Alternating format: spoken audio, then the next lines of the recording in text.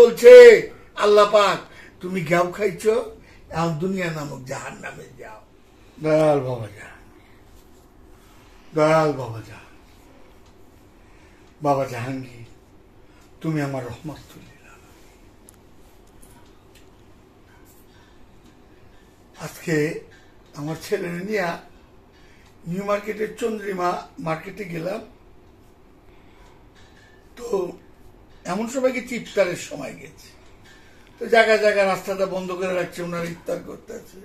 তারপরে পাশপুষ কাটায় ভিতরে ঢুকলাম, একটা মানুষ বলল না আসেন ভাই দুগা ইফতার খাই, একটা মানুষও না।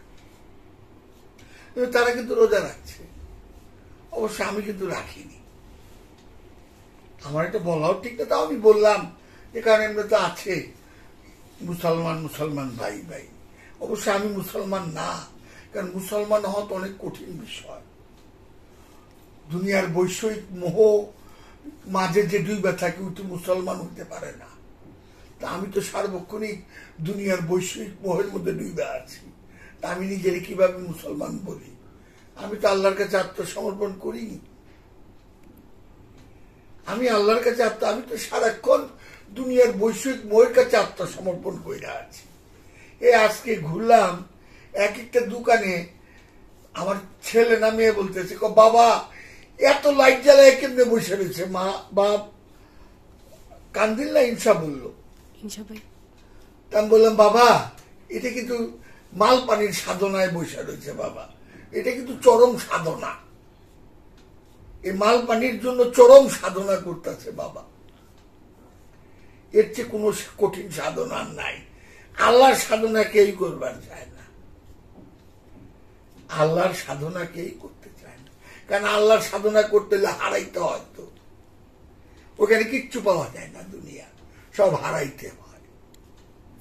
দেখো আমার মহানবীরে কুরাইশ বংশের সব ফালাই দেয়া হেরা গুহায় গেলেন, আমার মাওলা আলীরে দেহ সব ফালাই দিলেন, আমার ইমাম হোসেন বাবা 70 জন লয়া এই মহানবীর উম্মতের কাছেই শহীদ হইলেন।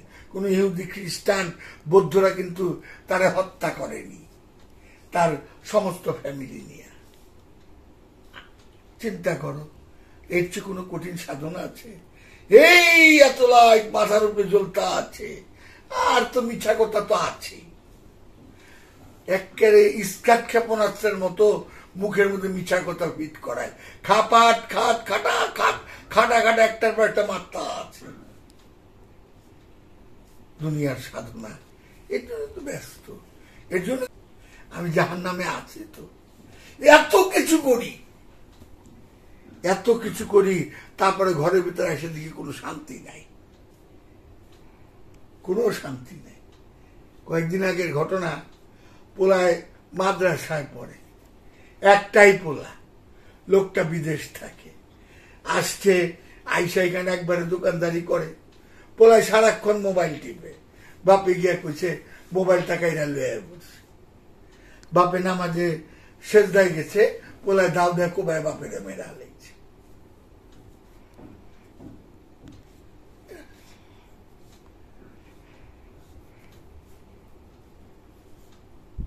আমরা ভালোবাসার শিক্ষা দিতে পারি না, ত্যাগের শিক্ষা দিতে পারি না, শুধু প্রশংসা ভাল লাগে, তো শুধু প্রশংসা ভাল লাগে, প্রশংসা করলে নিজের যে কত ভালো লাগে।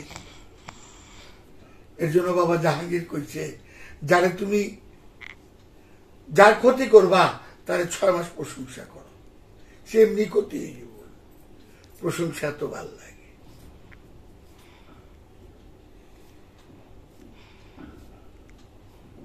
নামাজ বেহেশতের চাবি, আর কোরআন বলতেছে লোক দেখানো ইবাদতকারী ওয়াইল নামক দোজখে যায়। খবরদার কোন নামাজের ধারে কাছে যাইবা না নেশাগ্রস্ত অবস্থায়।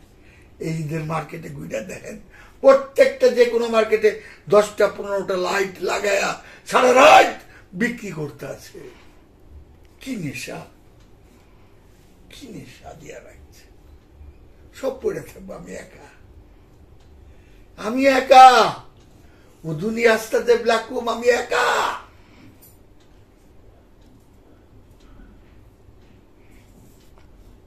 একটা হাদিস আছে না, আসসালাতু দাওয়ামি আফজাল মিনাজুল, এরকম ওয়াক্তি, যে শত এই ওয়াক্তি নামাজের থেকে 100 গুণ হইল দাইমি সালাত। হাদিসগুলো আমরা কইতে দেখি না, এই হাদিসগুলো আমি কইতে দেখি না। ইফতার আমি দেখতেছি সবাই, কেউ বিরিয়ানি, কেউ এটা ওইটা খাইতেছে, হাইটাটা দেখলাম। অবশ্যই ইফতার, ইফতার কি বুঝাইছি? ইফতার যে রোজা রাখে তার জন্য ইফতার, না খায় থাকাটা কি রোজা? আমার ভিতরটা আমি নিজেই নিজেরে কইতেছি, কত বৈষয়িক মোহ আমার ভিতরে লুকিয়ে রয়েছে।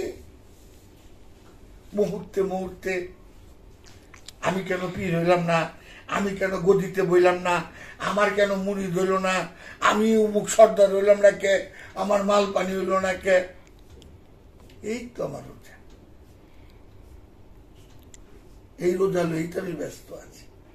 আমি আল্লাহ রোজা কয়দিন করছি? যে একদিনের জন্য আল্লাহ রোজা করে আর যে ইফতার করে তার কোন রোজা ইফতারের এই লোক দেখানো রোজা ইফতারের কোনো প্রয়োজন নাই। কারণ আল্লাহ বলছে আমি তোমার হৃদয়টা দেখি। আপনি খুব লক্ষ্য করেন, নেগেটিভ ভাবে নিয়েন না। লোক দেখানো ইবাদতকারী ওয়াল নামক দুযোগে যাইব, সূরা মাউনের 4, 5, 6 নম্বর আয়াতে। লোক দেখানো ইবাদতকারী ওয়াল নামক দুযোগে যাবে, উত্তর কি দিবেন?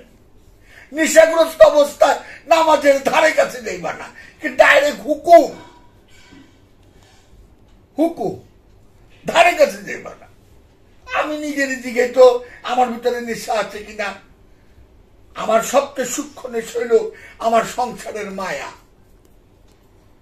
আমি এটা অস্বীকার করতে পারো? আমি অন্যের সমালোচনা করতে পারি, তাতে কি এলো? আমার নিজের সমালোচনাটা করার দরকার না। অন্যের সমালোচনা করলে তো সবাই বাবা দিব। নিজের সমালোচনা নিজের দেখি না।